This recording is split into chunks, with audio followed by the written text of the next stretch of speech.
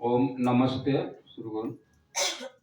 তো আজকের পশ্চিম মেদিনীপুর জেলার গড়বেতা থানার অন্তর্গত তো লক্ষণপুর গ্রামে মাননীয় গৌতম দে মহাশয়ের বাড়ি এই যে আজকের বৈদিক যজ্ঞ অনুষ্ঠিত।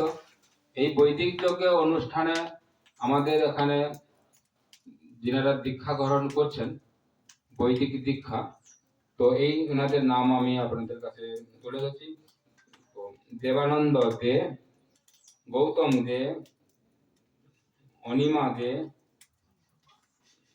বাপি কারক, দেবীজি কারক,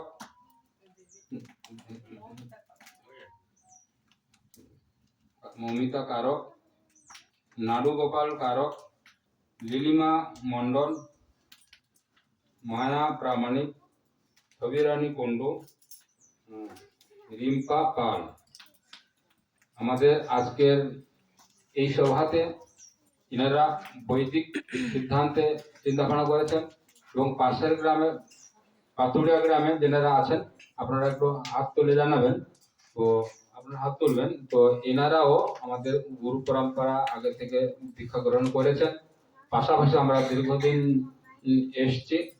তো আশা করব এই যে লক্ষণপুর গ্রামে লক্ষ্যভেদ করে আমাদের অর্জুন যে বিষয়ে পৌঁছে গেছেন, ইনারাদের আমি এই প্রার্থনা করেছি যে সেই লক্ষ্যভেদ যে আমাদের ঈশ্বর প্রাপ্ত বৈদিক সিদ্ধান্তের মাধ্যমে আমরা জীবনযাপন করবেন বা করতে পারলে আমরা সেই লক্ষ্যে পৌঁছাতে পারবো।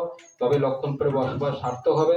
পুনরায় আমরা এই ভারতবর্ষে যে বহুত পুণ্যের ফলে ভারতবর্ষে জন্ম হয়েছে, আবার পুনরায় ভারতীয় ঋষি পরম্পরা চিন্তা ভাবনা নিয়ে জীবনযাপন করলে আমরা সেই মহান ঋষিকে সম্মান করা হলো এবং সেই সিদ্ধান্তে আমরা জীবনযাপন করবো আশা রাখছি।